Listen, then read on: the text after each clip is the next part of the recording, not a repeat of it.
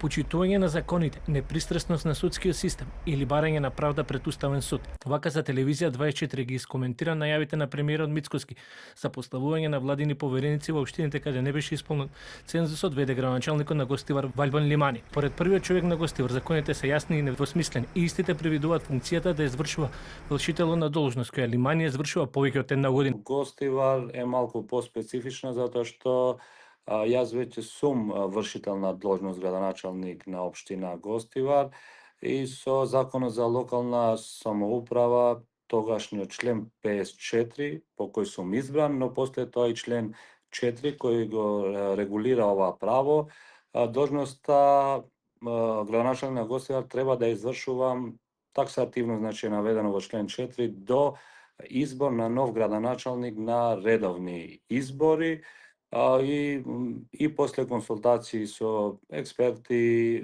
по право и бивши суди од Врховен суд и од други судови. Јасна е ситуацијата, но сепак ќе почекаме каква одлука ќе донесат, секако ние по правен пат, јас верувам во правната држава и ќе ги бараме нашите права по правен пат. Најверојатно ќе поднесеме иницијатива за до Уставниот суд.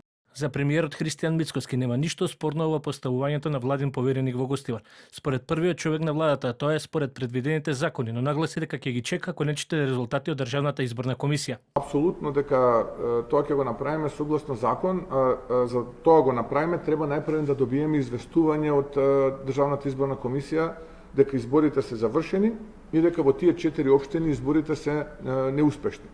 И потоа владата ќе именува. Гостивар е една од 4 општини каде поради малата излезност не беше избран градоначалник во првиот круг, но Лимани смета дека е морален победник зашто јасен индикатор е разликата од околу 12.700 гласови.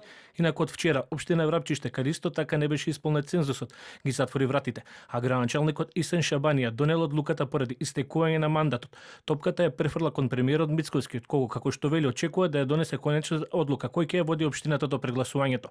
Цензусот не беше исполнен ниту во Маврово и Ростуше и Центар Жупа. Пред да се донесе конечната одлука, се очекува ДИК да ги објави конечните резултати, со што владата ќе го има последниот збор.